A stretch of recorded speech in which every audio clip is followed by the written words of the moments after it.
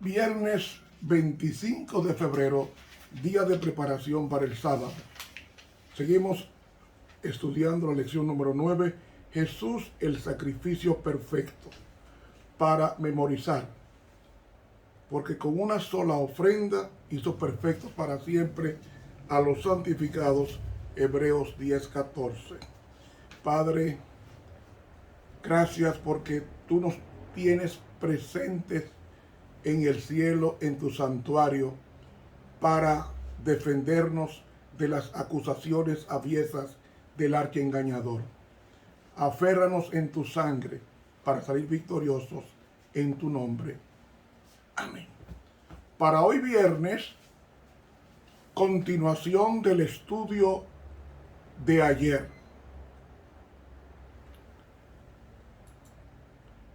Hablamos que para Dios solucionar el problema del pecado, tiene que tomar en cuenta a los ángeles,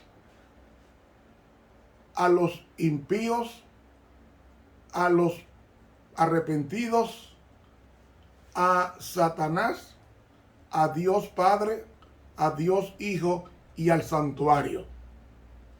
¿Por qué?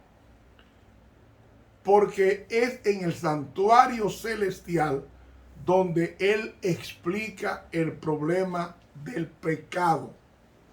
Y uno pregunta, ¿dónde se encontraba el pecado con relación al santuario?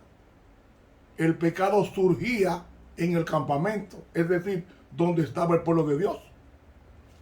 Y Dios hizo el santuario para suplir las necesidades de las personas que vivían alrededor del santuario. ¿Qué sucedía cuando una persona pecaba en el campamento?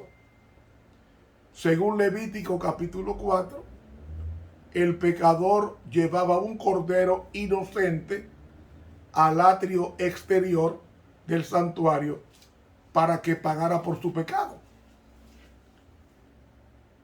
Y el cordero era inocente, no había cometido ese pecado, por tanto no merecía morir. Pero el pecador se presentaba ante el sacerdote con un cordero de 1 año sin defecto. No podía tener ceguera, ni tener un ojo tuerto, ni las piernas perniquebradas, o tener magulladura, o tener mancha en el cuerpo, o laceraciones. Tenía que ser sin defecto. Cuando el sacerdote supremo examinaba el animal que traía el oferente, es decir, el que ya traía la ofrenda por el pecado, después que examinaba la ofrenda y constataba de que no tenía defecto, entonces le decía, pon tus manos sobre la cabeza del animal y confiesa tu pecado sobre él. Pon tus 2 manos. Entonces él ponía las 2 manos y presionaba en la cabeza del inocente animal, confesando su culpa en la cabeza. ¿Por qué no en la barriga ni en el lomo? Porque es en la cabeza donde se elaboran los pensamientos, y es ahí donde fue que Lucifer pecó, en la mente, en la cabeza, y también en Adán con el tiempo. Entonces, es en la cabeza donde se forma el carácter, y presionando la cabeza estaba confesando su culpa, y cuando la confesaba, entonces el sacerdote tomaba un cuchillo de piedra llamado pedernal y se lo entregaba al que ofrecía el sacrificio para que él lo matara. Y él lo mataba de un arco de media luna en la garganta, que era el sitio donde sufría menos el animal. Por eso no podía hacer con un palo, ni podía hacer con un cuchillo en el corazón. No, tenía que ser en la garganta, porque es ahí donde duele menos al animal para morir. Entonces, él mataba el animal, degollaba el animal y después el sacerdote tomaba la sangre de ese animal caliente, la untaba en los cuernos del altar de sacrificio y rociaba en ocasiones esas partes de esa sangre en el primer departamento del santuario llamado lugar santo, delante del velo.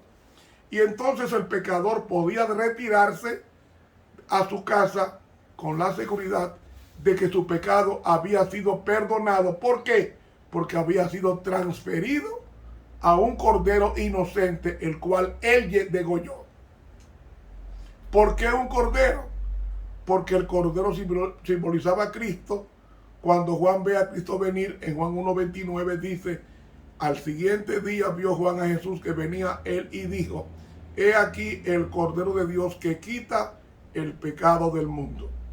Así que el altar de sacrificio, donde se ponía el animal muerto colocado en pedazos, era un símbolo de la cruz y el animal un símbolo de Jesús.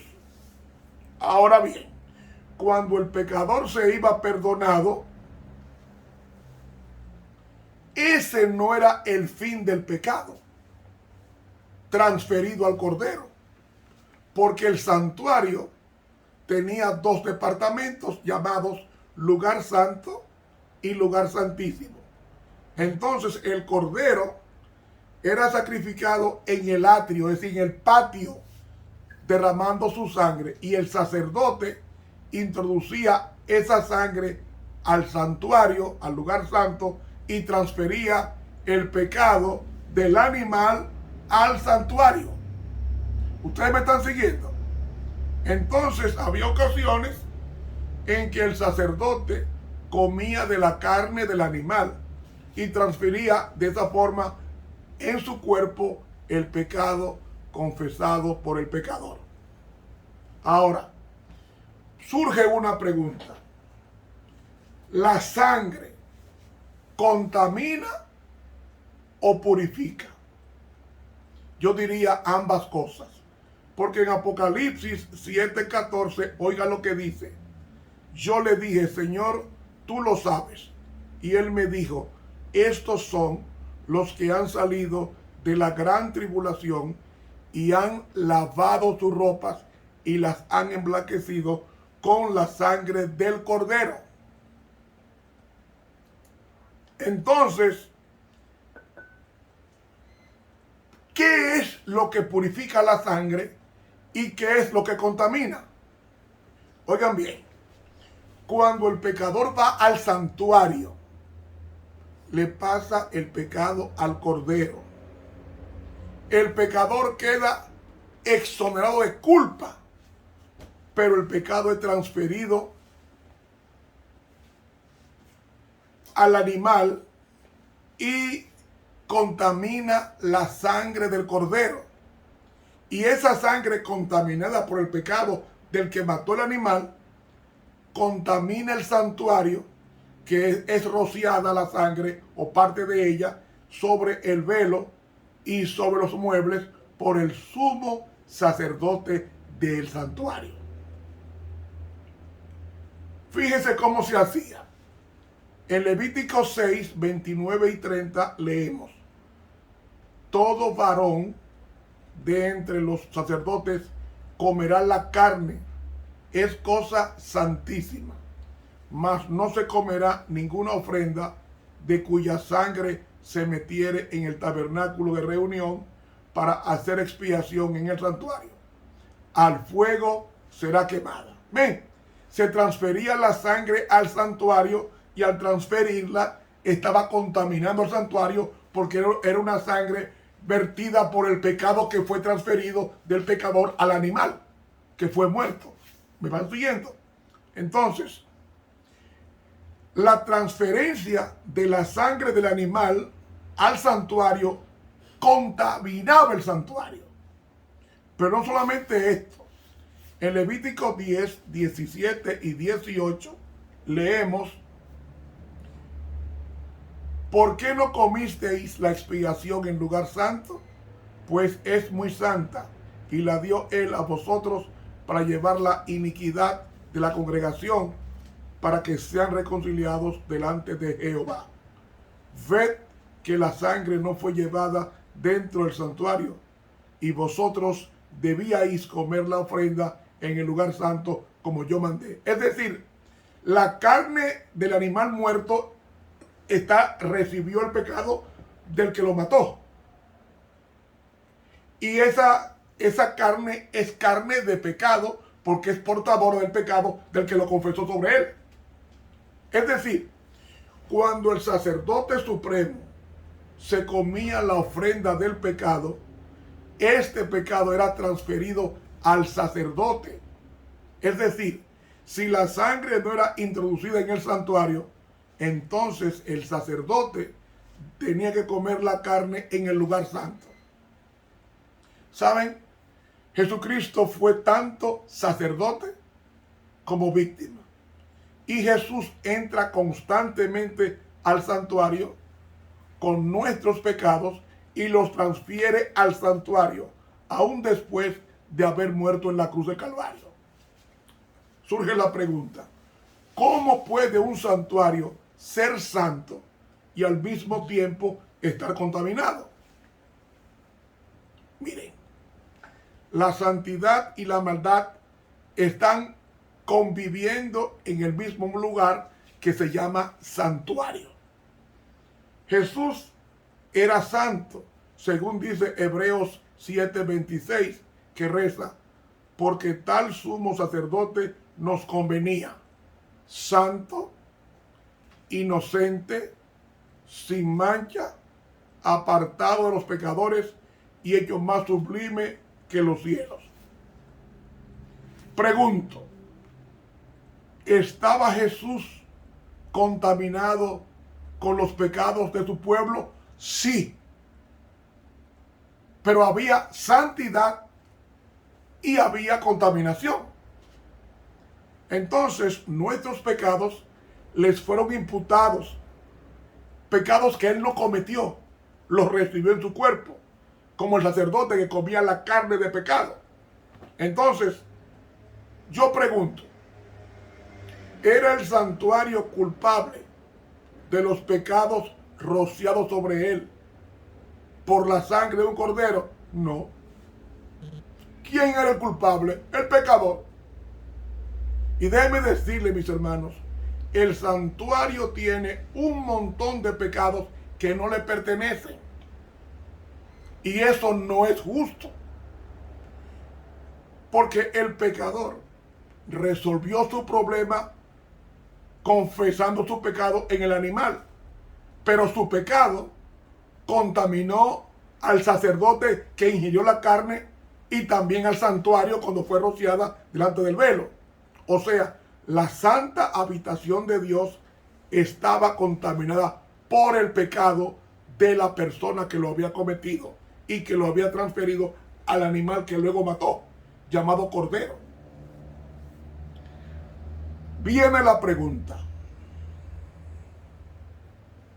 Si el pecado y la santidad no pueden vivir juntos, ¿cómo podemos entender esto? Porque si hay una cosa que Dios aborrece es el pecado. Porque el pecado no lo creó Dios, lo creó el diablo. Leemos en Éxodo 34, versículos 6 y 7, lo siguiente, citamos. Y pasando Jehová por delante de él, proclamó, Jehová, Jehová, fuerte, misericordioso y piadoso, tardo para la ira y grande en misericordia y verdad, que guarda misericordia a millares, que perdona la iniquidad, la rebelión y el pecado, y que de ningún modo tendrá por inocente al malvado, que visita la iniquidad de los padres sobre los hijos y sobre los hijos de los hijos hasta la tercera y cuarta generación. El versículo 7 que acabo de leer la palabra perdona está incorrectamente traducida. Porque la palabra hebrea que aparece ahí es el verbo nasá y aparece 654 veces en el Antiguo Testamento y significa cargar. O sea, a través del cordero que muere es que Dios carga el pecado y el sacerdote que lo entra al lugar santo. Es decir, el pecado no se perdona, sino que lo carga al animal. Y el animal muere. Lo carga al sacerdote y el sacerdote contamina con su presencia el santuario por el pecado que recibió de un tercero. Es decir, Dios está íntimamente identificado con el santuario. Y cuando se entra el pecado al santuario, afrenta el carácter de Dios. ¿Por qué? Porque si Dios se responsabiliza del pecado, sacándolo del pecador y transfiriéndolo al cordero, y luego el cordero al sacerdote, y el sacerdote entrando aquí lleva el pecado y lo mete constantemente al lugar santo en su oficio, entonces Dios está siendo responsable de algo grotesco como lo es el pecado, y eso crea un problema extraordinario. Leamos a Levítico 15, versículo 31, cómo es que dice el libro litúrgico de la Biblia. Así apartaréis de sus impurezas a los hijos de Israel, a fin de que no mueran por sus impurezas, por haber contaminado mi tabernáculo que está entre ellos. ¿Usted entendió? Los pecados que son transferidos al santuario lo contaminan, lo ensucian. Y eso es lo que hacemos nosotros cuando pecamos y lo confesamos. Ensuciamos al sacerdote, que es Cristo, y ensuciamos al santuario, que es el lugar donde Él oficia a nuestro favor. Yo creo que me sigan bien la idea de cuán solemne es esto. Entonces, amigos, lo hermoso de esto es que cuando yo me arrepiento, la sangre de Cristo sustituye mi sangre.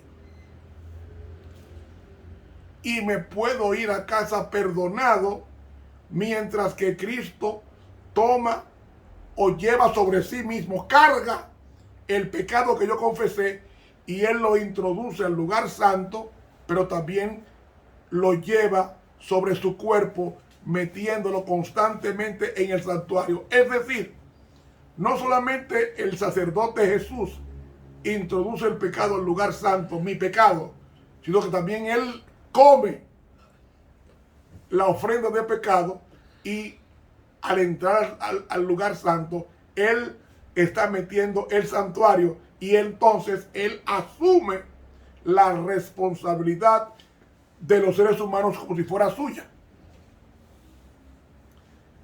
Y hermanos, hay dos formas en que se podía contaminar el santuario. Está la forma legal. La explico.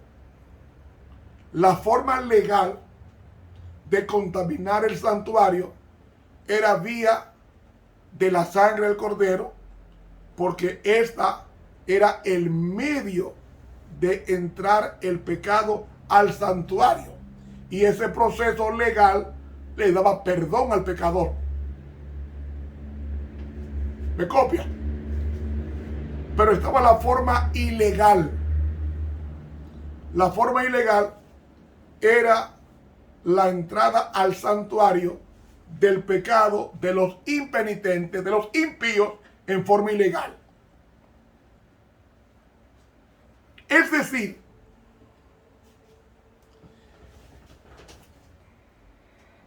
En Números 19:13 dice: todo aquel que tocare el cadáver de cualquier persona y no se purificare, yendo al santuario, ¿verdad? El tabernáculo de Jehová contaminó. Y aquella persona será cortada de Israel, por cuanto el agua de la purificación no fue rociada sobre él. Inmundo será, y su inmundicia será sobre él. Es decir, el pecado entraba al santuario no a través de la sangre del cordero, sino a través, en forma diferente, en forma ilegal. No entraba la sangre, no entraba el pecado por la sangre de un cordero. Entraba directamente, y eso lo hacía ilegal.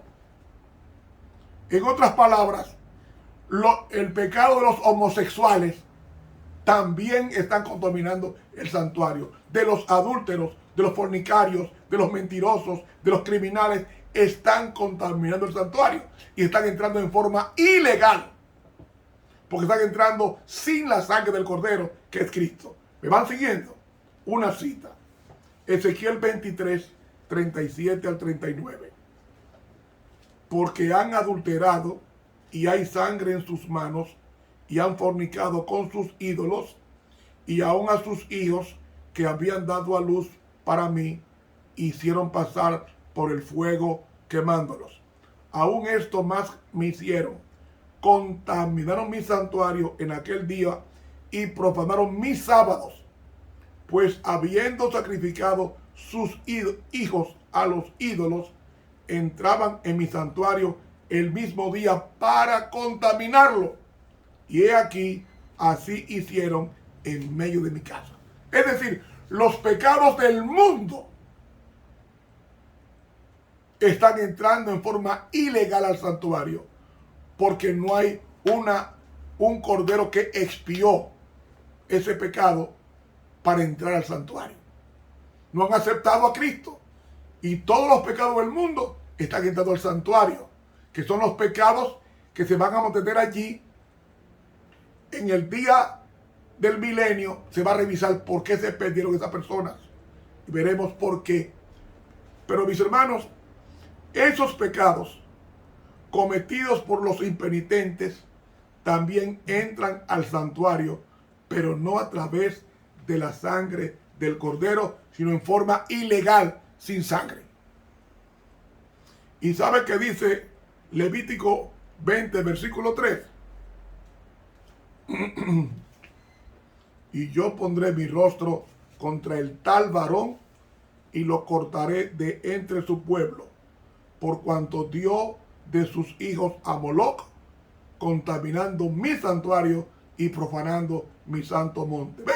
Se entra el pecado de los impíos al santuario ilegal, o sea, sin la sangre de un cordero. Y cuando el santuario se contamina con nuestros pecados, se profana el nombre de Dios, porque Dios ha tomado la responsabilidad por esos pecados. Y voy a dar una cita más para que veamos la forma ilegal de entrar el pecado al santuario celestial. Leemos el Salmo 106, versículos 36 al 39. Dice así: y sirvieron a sus ídolos, los cuales fueron causa de su ruina, sacrificaron sus hijos y sus hijas a los demonios, y derramaron la sangre inocente, la sangre de sus hijos y de sus hijas, que ofrecieron en sacrificio a los ídolos de Canaán, y la tierra fue contaminada con sangre. Se contaminaron así con sus obras y se prostituyeron con sus hechos. ¿Ve que se contamina el santuario? Lo contamina también la persona impía, pero de forma ilegal. Cuando el pecado entra al santuario, mi amigo, se hace responsable el Cordero. Y cuando los impíos premeditadamente lo meten ilegalmente al santuario, lo contaminan. Y cuando el pecador se arrepiente, se puede ir a su casa contento de que fue perdonado. ¿Perdonado en qué sentido? De que transfería su culpa a un animal inocente, el cual él mató. Entonces, él se iba contento a su casa, pero eso creaba un problema a Dios, porque su nombre había sido mancillado, ya que él tomaba la responsabilidad de un pecado que no cometió. Y él, o sea, Dios, ha tomado la responsabilidad de todos los pecados que han sido metidos en el santuario, ya sean de personas cristianas o impías. Y el argumento de Satanás es cómo Dios va a sacar y cómo Dios va a salvar al pecador asumiendo la responsabilidad de pecado sobre sí mismo, si es el pecador el que merece morir y no Dios.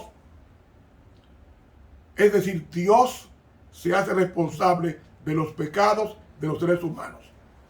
Surge la pregunta, ¿cómo hará Dios para que el universo vea que aunque Él asumió la responsabilidad de mis pecados, en realidad son culpa de terceros?